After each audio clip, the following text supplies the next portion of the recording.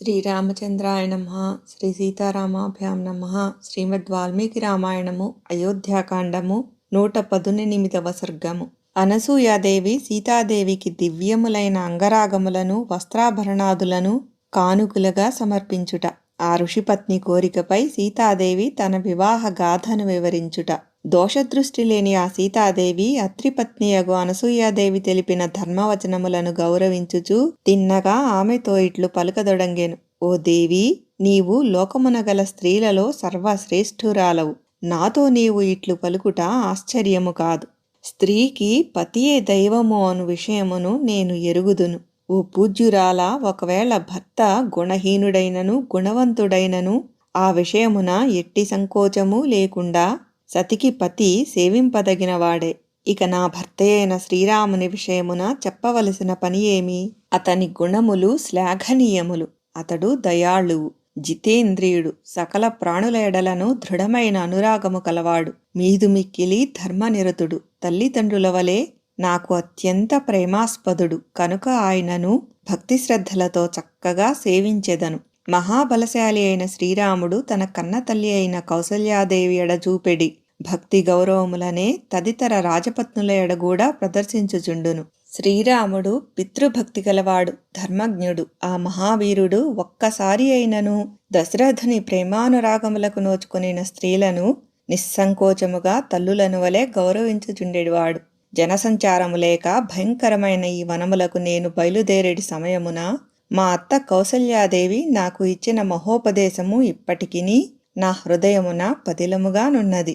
లోగడ వివాహ సమయమున అగ్ని సమక్షమున మా జనని నాకు బోధించిన మాటలు నేటికిని నా గుండెలో స్థిరముగానున్నవి. ఓ ధర్మాత్మురాలా, నీవు నాతో పలికిన మాటలు మా అత్తగారు, మా తల్లి నాకు చేసిన ఉపదేశములను మరల ఒకసారి జ్ఞప్తికి తెచ్చుచున్నవి. పతిని సేవించుటయే స్త్రీకి గొప్ప తపస్సు. దానికి మించిన తపస్సు లేనే లేదు. ఓ దేవి, మహాసాధ్వి అయిన సావిత్రి భక్తి శ్రద్ధలతో పతిసేవలు నర్చి స్వర్గమున సుస్థిర స్థానమును పొందినది. అట్లే నీవును నీ పతిసేవలకు ఫలముగా సద్గతులను పొందుదువు. నారీలోకమునకే మేలుబంతియు దివ్య స్వరూపిణియు అయిన రోహిణి తన పాతివ్రత్య ప్రభావముచే ఆకాశమునందు తన భర్తయగు చంద్రుని ఒక్క క్షణమైనను విడిచియుండదు. ఎట్టి సంకట పరిస్థితులలోనైనను పతిసేవలను వ్రతదీక్షతో దృఢముగా ఆచరించునట్టి ఇట్టి వనితారత్నములు తమ పవిత్ర కార్యముల చేత దేవలోకమునను మిగుల గౌరవాదరములను పొందుచుందురు. అనంతరము సీతాదేవి నుడివిన పలుకులకు అనసూయాదేవి ఎంతయో సంతసించి ఆమె మూర్ధమును మూర్కొనెను. పిమ్మట ఆమె జానకీదేవి సంతోషమును ఇనుమడింపజేయుచు ఆమెతో మరల ఇట్లు వచించెను. ఎల్లప్పుడూ చిరునవ్వుతో ఉండెడి ఓ సీత, నేను దృఢమైన నియమములను పాటించుచు తీవ్రముగా తపమనరించి ఉంటిని. ఆ తపశ్శక్తిచే నీవు ఏమి కోరినను ఇయ్యగలను. కనుక నీవు ఒక వరమును కోరుకొనుము. ఓ మైథిలి, నీవు యుక్తియుక్తముగా పలికిన మధుర వచనములకు నేను మిగుల సంతృప్తి చెందితిని. నీకు ఇష్టమగు దానిని కోరుకొనుము. నీ కోర్కెను నేను తీర్చెదను. అనసూయాదేవి నుడివిన మాటలను విని సీతాదేవి మిగుల ఆశ్చర్యపడెను. అప్పుడామె దర్హాసము చేయుచు తపోబల సంపన్నురాలైన ఆ అత్రి మహర్షి పత్నితో, మీ మధుర వచనములతోడనే నా కోరికలన్నీయును ఈడేరినవి. ఇంక మీరు నా కొరకై చేయవలసినది ఏమియునూ లేదు అని పలికెను. సీతాదేవి పలికిన మాటలను విని ఆ అనసూయాదేవి మిక్కిలి సంతసించెను. అనంతరము ఆమె ఇట్లనెను. ఓ సీతా, ఏమియూ కోరని నీ నిండుదనమునకు పరమానంద భరితురాలనైతిని. నీవు ఆవంతయు కాంక్షింపకున్నను నీ కార్యసాఫల్యమునకు నేను తప్పక తోడ్పడెదను. ఓ వైదేహి, ఈ శ్రేష్టములైన మాలలు, వస్త్రములు, ఆభరణములు, అంగరాగములు, అమూల్యమైన మైపూతలు దివ్యములైనవి. ఇవి నీ శరీరమునకు మిగులు తగియున్నవి.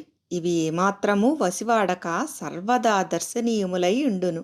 వీటినన్నింటినీ నీకు ఇచ్చెదను. ఇవి నీ శరీరమునకు వన్నె తెచ్చును. వీటితో నీ భర్తను సంతోషపరచగలవు. ఓ జానకి, ఈ దివ్యములైన అంగరాగములను పూసుకొని నిత్యుడైన శ్రీ మహావిష్ణువును లక్ష్మీదేవి వలె నీ భర్తను నీవు అలరింపజేయగలవు. అంతటా ఆ సీతాదేవి ప్రీతిపూర్వకముగా ఇయ్యబడిన వస్త్రములను, అంగరాగములను, నగలను, దండలను ఆమె నుండి స్వీకరించెను. యశస్విని అయిన సీతాదేవి ఆ కానుకలను గ్రహించిన పిమ్మట దోసిలొగ్గి తపస్సంపన్నురాలైన ఆ అనసూయాదేవిని చక్కని భక్తి శ్రద్ధలతో సేవించెను. నిత్యము దీక్ష వహించి వ్రతములను ఆచరించునట్టి ఆ అనసూయ తన సమీపముననే కూర్చొనియున్న సీతాదేవితో, అమ్మా, నీకు ఇష్టమైన ఏదేని ఒక కథను నాకు వినిపింపుము అని ఆమెను అడిగాను. ఓ సీత, మిగుల వాసిగాంచిన ఈ శ్రీరాముడు స్వయంవర సభలో నిన్ను అర్ధాంగిగా పొందినట్లు నేను వింటిని. ఆ కథను నేను సవిస్తరముగా వినగోరుచున్నాను. దానిని యథాతథముగా పూర్తిగా నాకు తెలుపుము. అనసూయాదేవి ఇట్లు వేడుక పడగా అంతట సీతాదేవి, అయితే తల్లి, తెలిపెదను వినుము అని ధర్మనిర్తురాలైన ఆమెతో పలికి తన వివాహగాథను గూర్చి ఆమెకు వివరింపదొడంగెను. జనకుడన మహారాజు మిథిలానగరమునకు ప్రభువు. అతడు మహావీరుడు, గొప్ప ధర్మవేత్త, క్షత్రియ ధర్మమునందు మిగుల నిరతుడు. ఆ ప్రభువు తన రాజ్యమును ప్రజానురంజకముగా ధర్మముగా పరిపాలించుచుండెడివాడు. ఒకానొక సమయమున ఆ మహారాజు యజ్ఞము చేయగోరి దానికి అనువగు క్షేత్రమును తాను స్వయముగా మేడికర్రను పట్టుకొని నాగలితో దున్నసాగెను. అప్పుడు నేను భూమిని చీల్చుకొని బయటికి వచ్చి తినట. ఆ విధముగా నేను ఆ ప్రభువునకు పుత్రికనైతిని. ఆ సమయమున ఆ మహారాజు విత్తనములను పిడికిటబట్టి జల్లుచుండెను. ఇంతలో ఆయన దృష్టి నాపై పడెను. అప్పుడు నా శరీరము అంతయును దుమ్ము కొట్టుకొని ఉండెను. ఆ స్థితిలోనున్న నన్ను చూచి ఆ జనక భూపతి మిగుల ఆశ్చర్యపడెను. అంతవరకును సంతతి లేకపోవటచే ఆ మహారాజు స్వయముగా ప్రేమతో నన్ను తన ఒడిలోనికి తీసుకొని, ఇక ఈ పసికందు నా కూతురే అని పలికి తన నిండు వాత్సల్యమును నాపై కృమ్మరించెను. ఇంతలో ఆకాశము నుండి ఒక దివ్యవాణి నన్ను గూర్చి ఇట్లు తెలిపెను. ఓ రాజా, ఈమె మనుష్య బాలిక కాదు, ఒక దివ్య శిశువు. కావున ధర్మముగా ఈమె నీ కుమార్తెయే.